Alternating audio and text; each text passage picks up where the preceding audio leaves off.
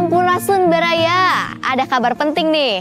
Pemerintah Provinsi Jawa Barat lagi fokus banget buat bikin daerah kita makin istimewa. Mulai dari pembangunan jalan, trotoar, penerangan jalan, jembatan, dan fasilitas lainnya tentunya butuh dukungan dari kita. Dan salah satu cara mendukungnya adalah dengan cara menggunakan plat nomor Jawa Barat pada kendaraan operasional perusahaan. Kenapa sih harus plat nomor Jawa Barat? Karena pajak yang kita bayarkan akan kembali lagi untuk pembangunan daerah kita. Maka ketika kita membayar pajak sama dengan pelaku usaha berkontribusi bagi pembangunan daerah agar Jawa Barat makin istimewa. Hal ini sesuai dengan Surat Edaran Gubernur Jawa Barat tentang imbauan penggunaan kendaraan bermotor domisili Jawa Barat. Imbauan ini berlaku untuk semua sektor usaha, seperti badan hukum dan badan usaha, industri manufaktur, industri jasa, perdagangan dan distribusi barang, transportasi dan logistik, pariwisata dan perhotelan, pertanian, perkebunan dan perikanan, pertambangan dan energi, konstruksi dan properti, perbankan, serta sektor usaha lainnya. Nah, kalau para pelaku usaha sudah ikut aturan ini semuanya, maka dampaknya akan besar bagi pembangunan dan kesejahteraan masyarakat di Jawa Barat agar Jawa Barat makin istimewa. Semoga Allah selalu membimbingmu dan biarlah angin menuntun langkahmu.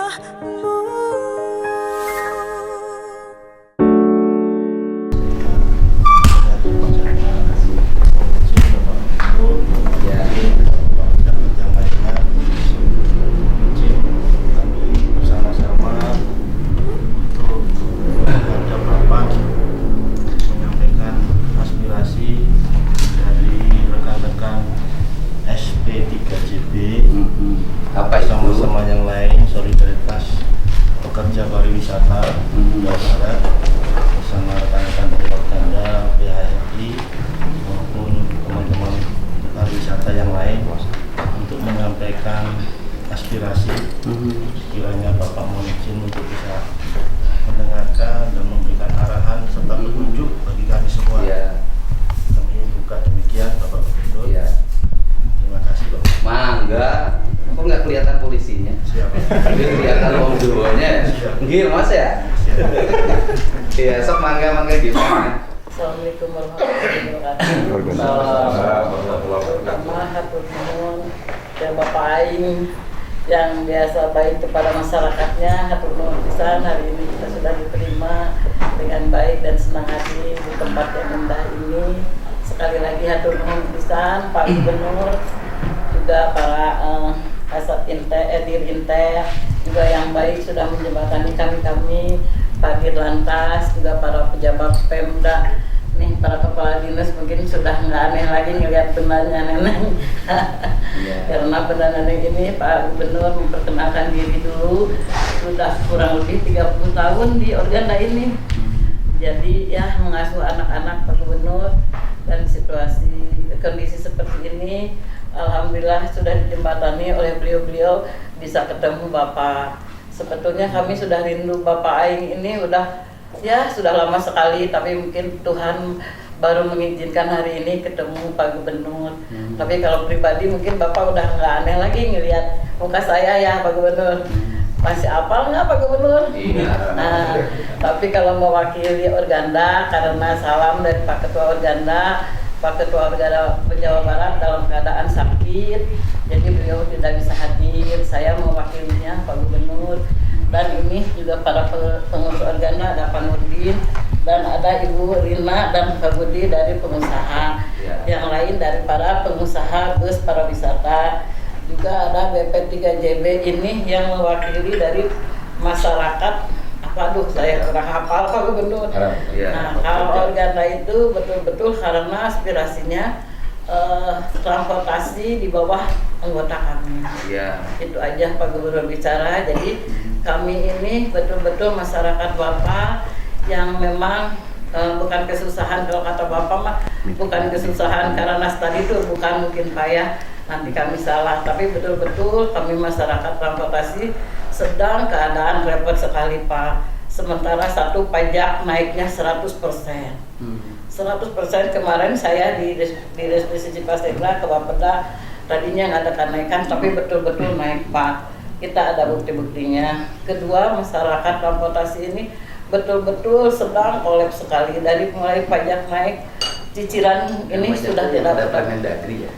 Pajak itu dari Mendagri, tapi tetap kebijakan dari Pak Gubernur. Kalau untuk yang berizin itu Pak, kita kemarin itu hanya 30% yang berizin dan berbadan hukum. Nah sekarang 100% naiknya. Ya nanti saya evaluasi. Ya siapa Gubernur hatur nuhun pisan tapi nah dan ekonomi sekarang ini semenjak saya 30 tahun mengamati organda, baru hari ini bus mau turun periode kedua. Kemarin sudah larang, janganlah, nanti kita berusaha untuk ketemu beliau. Saya udah berusaha melalui dewan, saya udah melalui dinas, nih beliau ada.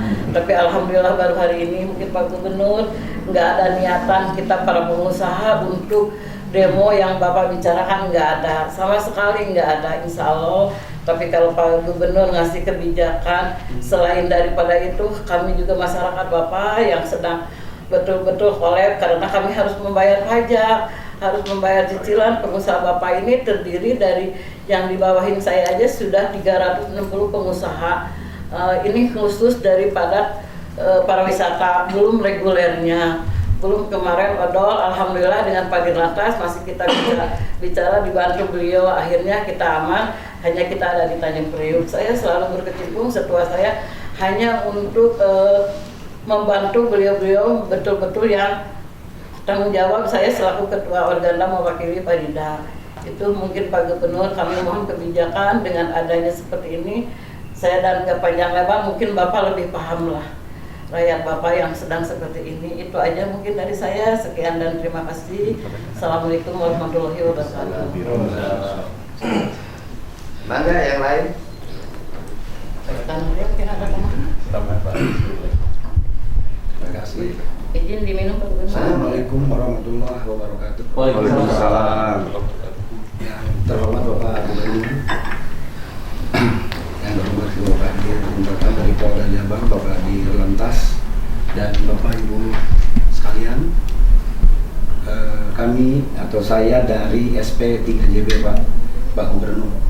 Apa itu SP3JB? Solidaritas para pekerja pariwisata Jabar. Kapan terbentuk? Terbentuknya sebetulnya kalau wadah kami ini kan Baru kan? ya baru Pak sebetulnya karena Artinya di awal tahun organisasinya bukan organisasi yang terdaftar. betul ini hanya solidaritas saja. Jadi begitu Pak. Sebetulnya sih kalau kita sebut kalau orang Sunda mah riungan lah ya, itu sudah sejak awal tahun mulai ada dampak terasa kepada sektor pariwisata terutama yang informal.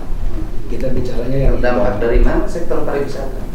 Begini Pak Gubernur, kan sektor industri kita kan banyaknya memang berkecimpung di usaha-usaha transportasi pariwisata sama Saya nanya, sektor pariwisata terdampak dari mana? bukan jadi kita di layanan Pak, layanan sektor pariwisata, bus pariwisata, travel agent, tour leader lah gitu ya Pak ya. Kelompok-kelompoknya kan kami kan banyak di situ, informal semua. Nah, jadi sebetulnya wadah ini dulu awalnya di awal tahun ini memang kita kalau orang Sunda bilang riungan lah, kita memikirkan juga sebetulnya karena memang semenjak industri-industri banyak yang kolab, yang PHK, terus juga sektor-sektor jasa lainnya juga banyak yang memang menurun drastis. Nah, banyak juga memang anggota kami, bukan anggota lah, rekan-rekan kami ini banyak juga yang beralih profesi menjadi ojek online dan lain sebagainya. Itu sejak awal tahun Pak Gubernur. Nah sampai dengan saatnya waktu itu memang sebelum Pak Gubernur menjabat, sebetulnya waktu PLT Pak B sempat juga Pak memang persoalan kegiatan saat itu ini menjadi satu concern lah, pembenahan ya karena ada beberapa persoalan ya sehingga kita pun bekerja, baik kita juga kan bekerja di perusahaan lah. Dan saya secara pribadi pun juga mencermati itu sejak dari awal ada perbaikan-perbaikan di layanan saat itu termasuk yang disampaikan oleh Bapak dalam SE tersebut perihal membebani orang tua. Itu sebetulnya memang sudah kami lakukan banyak konsep, banyak perbaikan di sekolah. Namun memang belum semua ya sekolah yang menjadi pelanggan atau klien kami gitu Pak, di layanan saat itu. Nah, namun pada bulan Mei Bapak Gubernur terakhir lah mengeluarkan SE 45 PK 0303. Nah, di situ kan berbicaranya pelarangan. Nah, sehingga layanan tersebut memang berhenti total di sekolah. Nah, akhirnya kami juga mencari solusi sendiri, Pak. Jadi mencari solusi sendiri untuk bisa mendapatkan segmen pangsa pasar atau pasar dari segmen-segmen lainnya. Namun kan memang kondisinya yang tadi saya sampaikan bahwasannya di awal tahun, sejak awal tahun 2025 ini memang kondisinya juga sudah tidak baik saja di segmen-segmen lainnya gitu Pak Gubernur. Sehingga begitu menjelang Mei, Juni, Juli memang ya kalau kita katakan ordernya atau pesanan sekolah ya untuk kegiatan study tour ketika menggunakan layanan kami itu tidak 1 tahun itu tidak full Pak Gubernur. Jadi hanya 1 tahun itu mungkin di 3 atau 4 bulan saja. Nah, tapi itu pun ke belakang kan cukuplah buat menambal pendapatan bagi para pekerja tentunya. Karena kan banyak informal itu tadi Pak Gubernur. Jadi kalau mereka driver atau helper ini jalan di bus pariwisata, mereka mendapatkan upah. Kalau mereka tidak ada order pesanan kan mereka diam, tidak mendapatkan penghasilan. Nah, itulah yang menjadi akhirnya tadi sampaikan sama Pak Gubernur bahwasannya ya itu baru terbentuk. Iya betul, di bulan Mei itu semenjak Pak Gubernur ada keputusan SE 45. Nah, akhirnya kan dampaknya ya kami di pekerja ini pada akhirnya kan di beberapa, terutama nih yang banyak itu di beberapa PO perusahaan bus pariwisata se-Jawa Barat ini dan para tour leader, travel agent ya yang informal tadi ya sekitar, saya kemarin baru mendapatkan data itu 2.552 itu driver dan helper yang memang sama sekali mereka itu artinya sudah tidak bisa jalan lagi gitu Bang. Memang kondisinya ya segmen lain pun sama-sama memang lagi merosot, ditambah lagi kegiatan sekolah yang tadi itu hilang. Mungkin itu Pak Gubernur ya yang bisa saya sampaikan, nanti juga mungkin dari yang lainnya. Terima kasih. Wassalamualaikum warahmatullahi wabarakatuh. Dari pengusaha. Baik, Pak Gubernur, Assalamualaikum warahmatullahi wabarakatuh. Perkenalkan Pak Gubernur, saya sama Abu Pak. Kebetulan kami dari IPOBA. IPOBA ini Ikatan Pengusaha Turis Jawa Barat. Saya mewakili dari rekan-rekan untuk berbicara ke Pak Gubernur, menyampaikan apa yang saya rasakan Pak Gubernur. Mohon maaf. Memang betul, saya suka lihat juga, saya juga sebetulnya penggemar Pak Deddy kalau yang di TikTok itu. Saya juga sangat aspirasi lah ke Pak Deddy mengenai apa yang dilakukan Pak Deddy. Tapi buat saya tuh ada yang luka Pak Deddy, mohon maaf. Lukanya di pariwisata. Kenapa luka? Sekarang kan gini, mohon maaf Pak. Maaf nih Pak ya. Saya nanya kenapa luka? Ya luka kan sepi, orderan sepi Pak. Terus sepi orderan bis pariwisata. Betul. Nah sedangkan yang wisata itu harusnya siapa? Ya orang berpariwisata ya ada sekolah, ada sekolah. Ibu kan, saya juga paham, cuman nanti saya bilang yang dari sekolah ini juga apa ya namanya juga konsumen lah ibarat Pak, karena kalau bis beda dengan travel. Dan konsumen objek. Objek. Nah sekarang kan Pak, mohon maaf ini saya keluh kesah saja, kalau saya pengusaha itu punya apa ya namanya punya resiko, bukan resiko apa, punya tanggung jawab. Tanggung jawab satu apa? Satu, saya tuh jadi pengusaha itu bukan orang kaya Pak. Saya usaha berdiri dari awal, saya dari calon terminal. Yang alhamdulillah sekarang bisa jadi pengusaha Pak Gubernur. Cuman ya dari situ, saya itu kan pasti punya ngutang Pak, ya kan? Nah dari situ alhamdulillah, nah setelah berjalannya waktu dengan adanya larang Bapak ini, ya mohon maaf Pak, bus saya itu listriknya udah nggak kebayar karena ada pengurangan. Berarti kan Bapak ngutang bus dengan mengandalkan anak sekolah sebagai objek. Oh bukan. Di antaranya. Saya bilang kan di antaranya. Tadi kan saya bilang di antaranya. Dari omset yang saya biasa dapat Pak, penurunan itu sekitar 40%. Betul tadi Kak Perdis bilang, di bulan Juni, Juli itu harusnya itu dapat duit Pak kita, karena anak sekolah liburan. Nah, kalau saya pengusaha, wah kata Bapak, pusing-pusing amat tuh Pak, tinggal cari konsumen lain yang nggak sebisa itu Pak.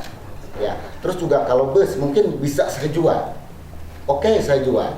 Tapi kan saya punya pegawai Pak. Mohon maaf saya cerita.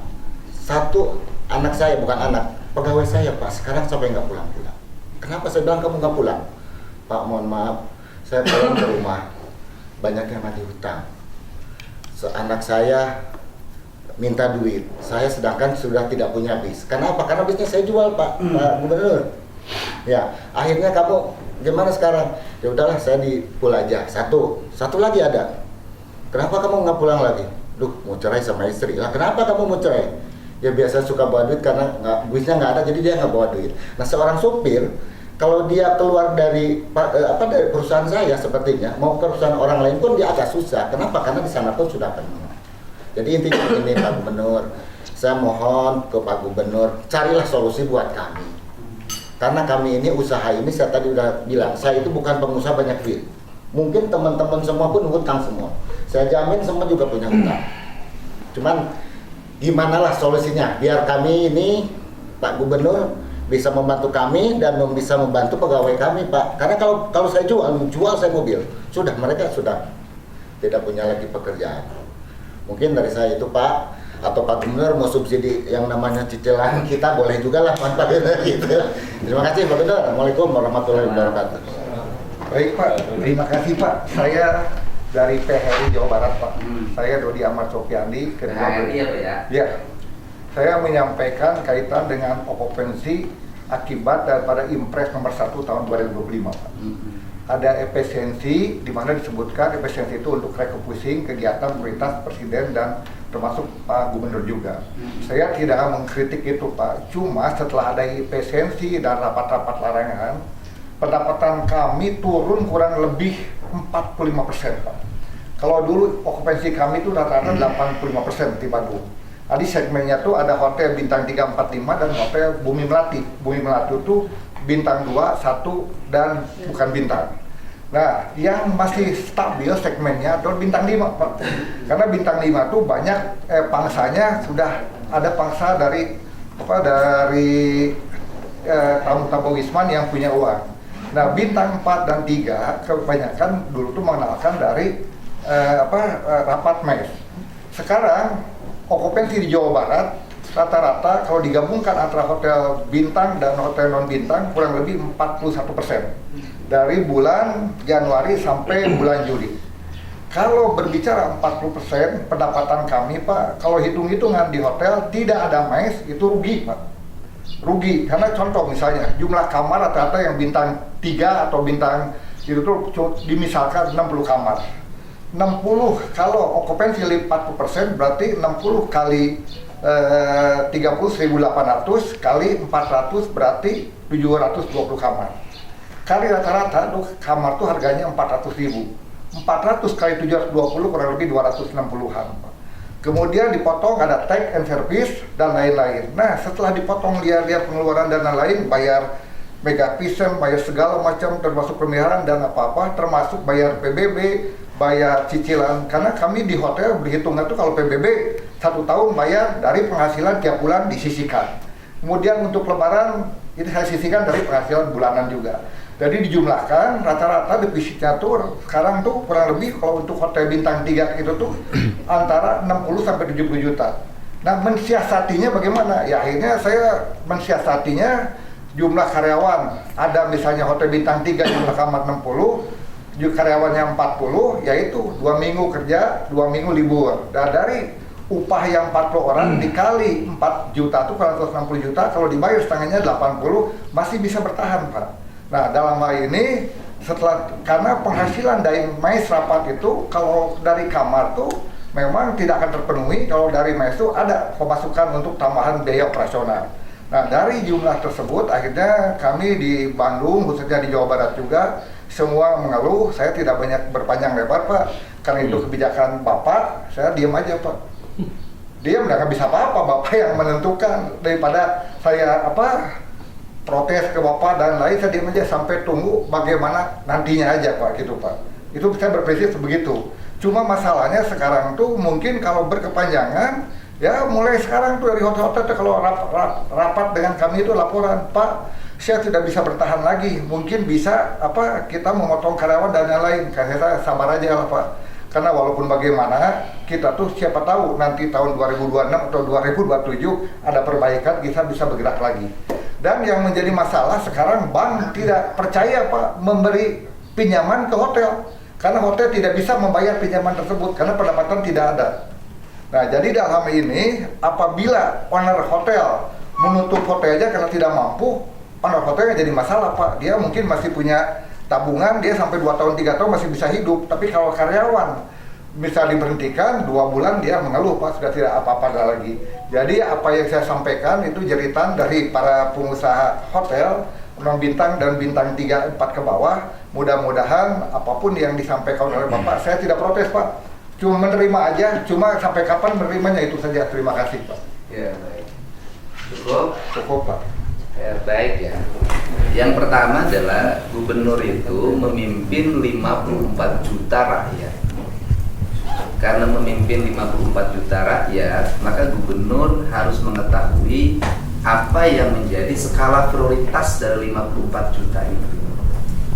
Kalau bicara persoalan bahwa hari ini terjadi penurunan kualitas ekonomi yang dialami oleh pengusaha hotel, kemudian pengusaha bis, sopir, jasa pariwisata.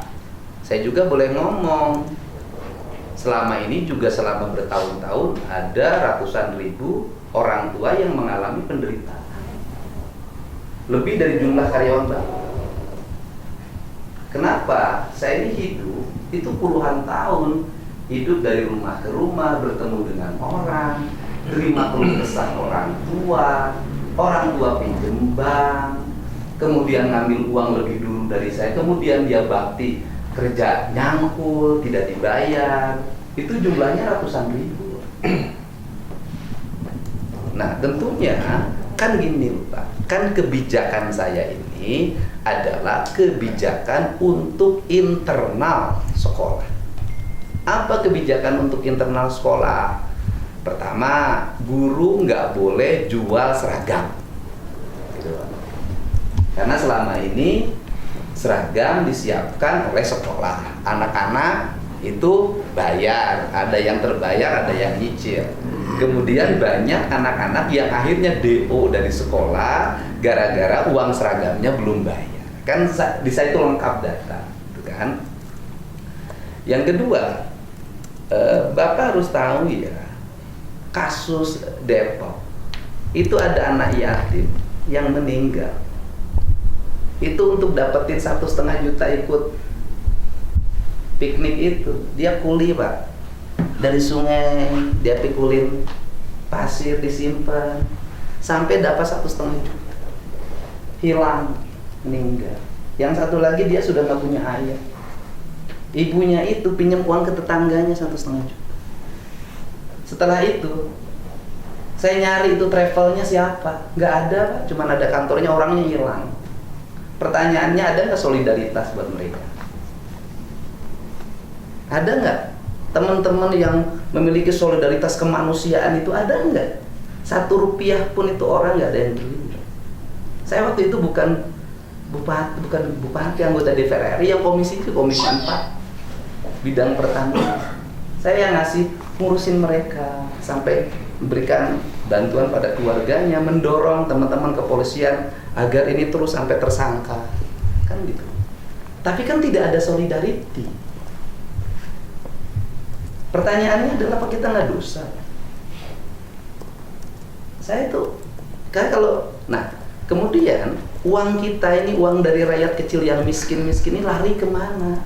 Ke restoran, mungkin ke hotel, keluar daerah, triliunan. Saya punya data statistik ekonomi. Ya, akhirnya kemiskinan di Jawa Barat tinggi, Pak. Jawa Barat ranking pertama kemiskinan di Indonesia. Akhirnya udahlah kalau begitu rakyat Jawa Barat harus dirubah pola pikirnya agar mereka sekolah itu bukan untuk konsumtif tapi untuk produktif.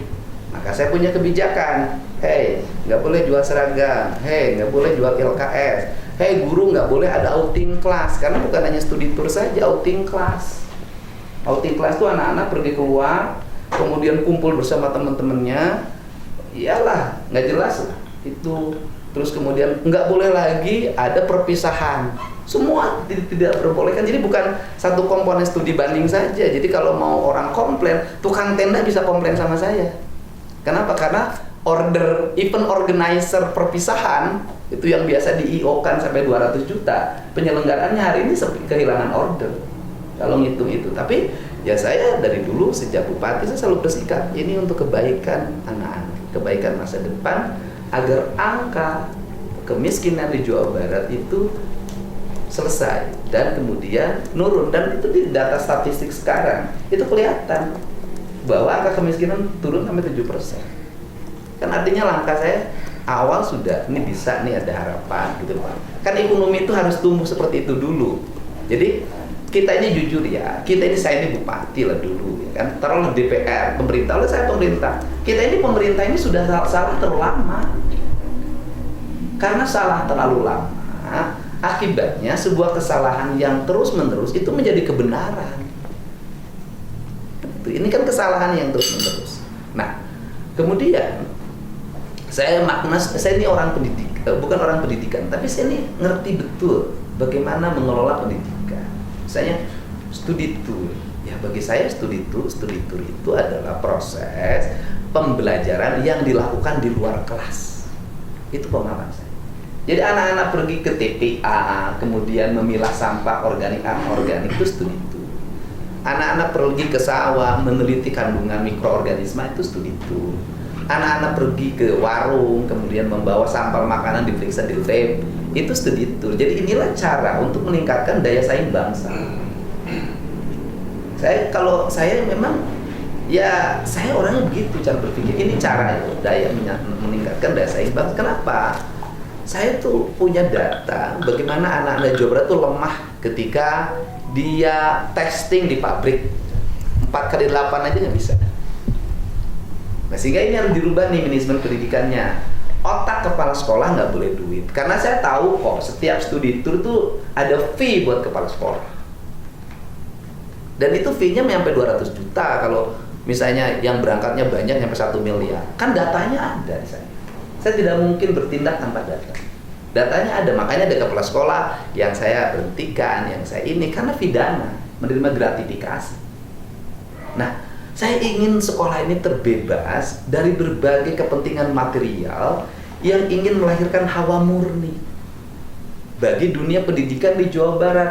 Kalau jadi kepala sekolah itu bukan banyaknya order, nanti dapat fee dari baju, dapat fee LKS, dapat fee dari buku, dapat fee dari studi tour. Saya nggak mau. Saya ingin yang jadi kepala sekolah itu punya niat untuk mendidik anak-anaknya menjadi orang-orang hebat. Karena saya ingin di Jawa Barat lahir orang-orang hebat. Saya tidak boleh hanya saya aja yang hidup miskin, kemudian harus ada yang lain. Nah, sehingga saya lihat, oh ini harus dari sini. Jadi Pak, kebijakan saya yang bisa diprotes itu banyak. Melarang menjual baju seragam, melarang menjual buku, melarang menjual LKS. Nah, setelah itu Bapak bisa lihat orientasi kami apa? Menyelesaikan konflik tawuran akibat anak-anak terlibat berbagai kegiatan, lahir pembunuhan. Ada yang peduli nggak sih? Kan nggak ada. Saya kalau nanya, tukang nembus ke rumah sakit adalah ini. Sekali nembus ke rumah sakit berapa? 120 juta. BPJS nggak bisa klaim, Pak. Pembunuhan kan nggak bisa diklaim. Dibacok nggak bisa dibayar. Nah, saya ini kan, oh ini harus selesai. Nah, sekarang saya Pak di lantai bisa dilihat di tayangan video saya. Saya sampai ngopen nih urusan apa? Knalpot, bro. Ya kenapa bro kasih 400.000 ganti?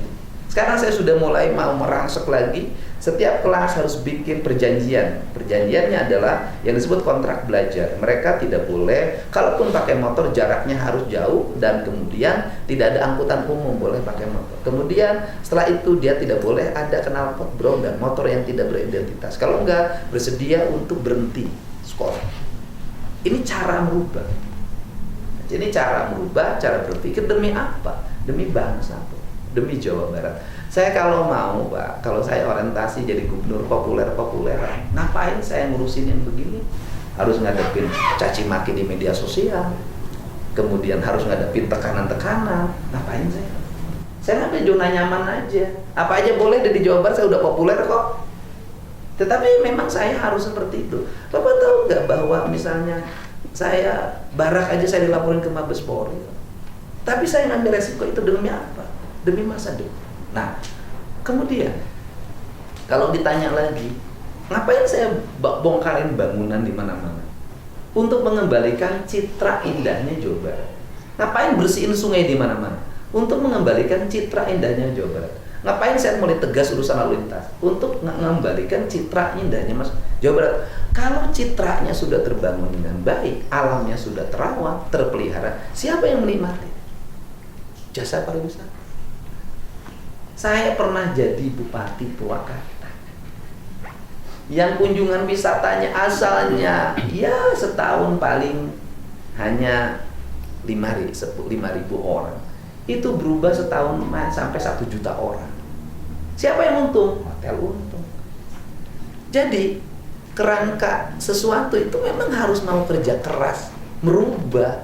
Nah sekarang hotel, ya mohon maaf ya, kita sudah terlalu terbiasa birokrat ini, DPR ini menggunakan uang negara untuk nginep di hotel, untuk makan di hotel.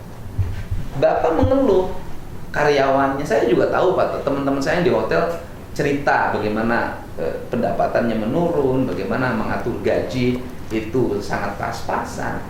Tapi Bapak juga harus berhitung bahwa APBD yang kami alokasikan yang biasanya untuk pemborosan, kemudian dirubah untuk satu, membebaskan anak Jawa Barat dari pungutan sekolah. Berapa ratus ribu orang Jawa Barat yang hari ini terselamatkan dari dana APBD yang kami realokasikan untuk pembangunan. Yang kedua, membangun jalan dari 600 miliar menjadi 2,6 triliun. Siapa yang menikmati jalan? Jalan Jawa Barat butut-butut. Pasang PJU. Yang dulu berapa pasang PJU? 40 miliar. 40 miliar, sekarang menjadi hampir 700 miliar. Iya. Dan kita akan menyelesaikan tahun 2026 2 triliun seluruh Jawa Barat, jalan kabupaten, jalan provinsi, jalan nasional ber-PJU rapi. Artinya ada investasi nih yang lagi dilakukan oleh Gubernur Jawa Barat untuk kepariwisataan yang profesional, bukan kepariwisataan yang studi tour, kemudian judulnya studi tour tapi di dalamnya piknik. Kita ingin merubah Jawa Barat ini menjadi maju cara berpikirnya, sehingga yang berkunjung ke hotel, yang nginep di hotel, yang berkunjung ke tempat wisata adalah orang-orang dari luar daerah yang punya duit berkunjung ke Jawa Barat. Bukan uang duit dari Jawa Barat hasil nyangkul, hasil mikul, hasil pinjem ke bank emok, ke rentenir, diangkut keluar. Kan saya lagi mikir ekonomi jangka panjang. Tapi memang harus ada pengorbanannya. Artinya ada kalau bicara kebijakan misalnya, gimana saya kebijakannya? Gubernur yang pertama yang membuat kebijakan pembebasan pajak sampai jasara harjanya. Kan saya bagian meringankan siapapun. Betul. Kalau ngomong industri angkutan yang mobilnya mati, hidup lagi, saya telepon bareng, mobil saya mati, sekarang hidup lagi. Yang tunggakan 20 juta itu berubah menjadi 2 juta. Bukankah itu kebijakan yang membantu dunia angkutan darat? Kalau bicara misalnya concern, saya selalu berhenti ketika ada truk. Saya tahu kok, misalnya siapa yang berani ngomong di tengah-tengah larangan odol, saya ngomong, saya bilang odol ini problem akut dari apa? Beratnya beban yang dialami oleh para sopir, sehingga mereka kalau tidak naikkan beban kendaraannya nggak dapet. Kenapa? Karena harga spare part mahal, BBM mahal, tol mahal. Maka solusinya adalah kalau angkutan ini ingin berjalan, tol untuk angkutan barang dan angkutan umum itu harus diturunkan. Saya akan ngomong itu. Gitu, artinya dari sisi cara berpikir gagasan saya ngomong, tapi artinya tidak semua juga. Kalau kebijakan saya ini terujuk-ujuk merugikan pengusaha bus. Kebijakan saya ini ujuk-ujuk merugikan pengusaha angkutan. Enggak juga. Ada kebijakan saya, cuman bedanya kalau yang merugikan melahirkan gelombang demonstrasi, kalau yang menguntungkan diem.